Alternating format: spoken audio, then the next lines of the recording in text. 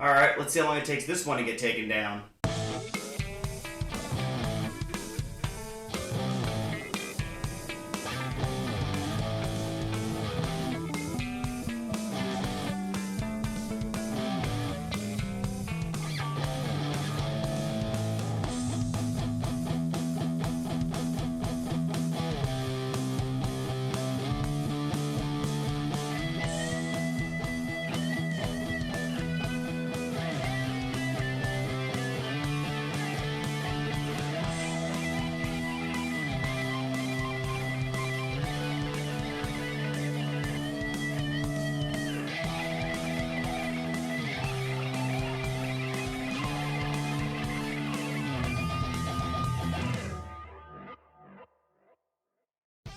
Mothra from 1961 is another one of Toho's many monsters. She's probably just as well known as Godzilla, to be honest. Mothra begins with the title screen. A lot of big players came back to work on this one, such as producer Tomio Tanaka and special effects director Eiji Tsuburaya, and director Ishiro Honda. Typhoon Umbre has been hitting Japan and the area near the atomic testing hard. The ship has run aground right in the middle of it. This is... Okay, hold on a second. We all know I am terrible with names, so I'm not going to even try to pronounce any of these ones, only the character names in the movie. I really want to do my best not to butcher anything during this video. But if you're watching this, I probably already butchered the movie, so... There is a search party out looking for the survivors of the missing ship. They find a few stranded on an island. They bring them back to the mainland and give them a full shakedown. This is Michiki and Shinako, aka Bulldog. No, that's really what they call him.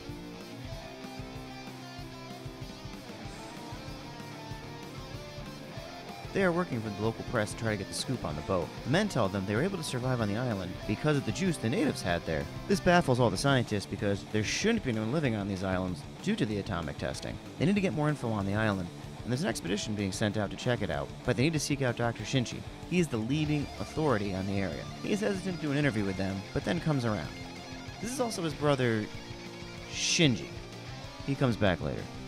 There was a meeting before the expedition about the trip from a guy who was putting the whole thing together. This is our main bad guy, Nelson. He pretty much says no press because he's only taking people on the trip that need to go. But Bulldog doesn't like that idea, so he sneaks aboard, but gets busted by Nelson. But instead of throwing him off, he makes him part of the team. They set out to explore the island and find that it's flourishing.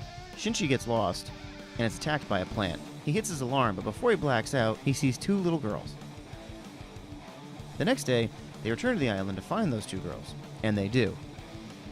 The girls tell them not to test any more nukes on the island, please. But of course, Nelson has different plans. But so do the native people as well. Nelson lets the girls go, and the islanders disappear back into the jungle. The expedition returns to Japan.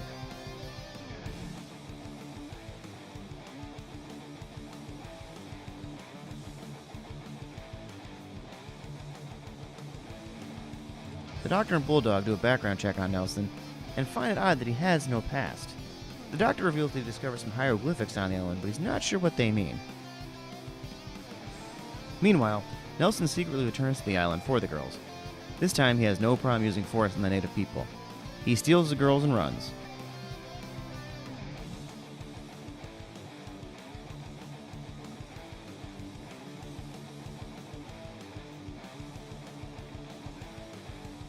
Turns out the hieroglyphics mean something like, if you with these little girls on this island, Mothra's gonna come for you and your day up. Nelson brings the girls back to Japan and puts them on a show to rake in money. Real quick, I know I said I wasn't going to use anybody's real name in this movie because I don't want to butcher it, but the two little girls are played by a pop act called the Peanuts. No, not those Peanuts.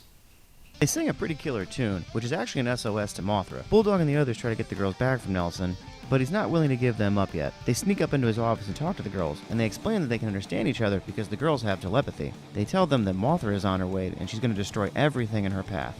Like Godzilla before her, she is headed for Tokyo. Shinji gets the idea to disrupt the telepathy between the girls and Mothra, in hopes that she won't attack Japan. In the meantime, the Japanese military does their best to try to slow down Mothra.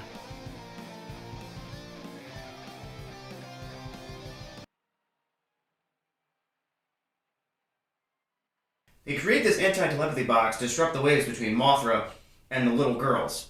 But Nelson said there's no need for the box because Mothra's already dead. But we know better.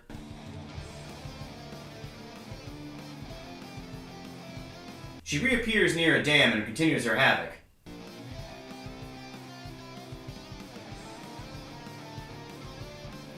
Shinji makes an attempt to rescue the girls, but gets tied up and caught by Nelson in the process. The UN decides that Nelson has to give the girls up, so Bulldog and the others go back to rescue the girls. But Nelson is already gone by then. They find Shinji tied up under a couch. Mothra makes her way to Tokyo Tower, in the middle of the city.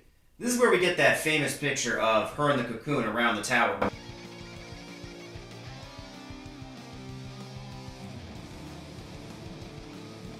They try to use this new advanced heat gun ray thing on Mothra while she's in her cocoon. Kinda looks like a prototype for the gun from War of the Gargantuas. Does it work? No. In fact, I think it kind of speeds up her transformation. As her power of destruction levels... It's over 9,000! What, 9,000?! This is also the first, and in my opinion, one of the best looking Mothra puppets. She heads towards where Nelson is. He tries to escape again, but is caught and shot by everyone in town.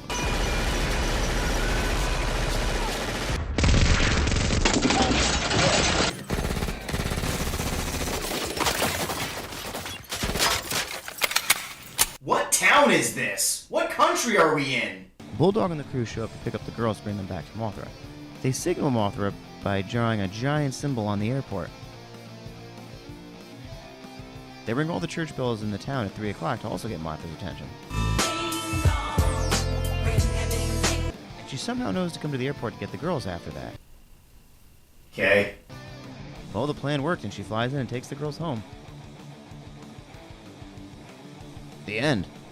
And that's all for this episode. I hope you enjoyed it. Mothra is definitely one of the most iconic monsters of all time. She's up there with King Kong and Godzilla. Well, we'll see you next time. Don't forget to like, subscribe, share, and hit that notification button. See you next time.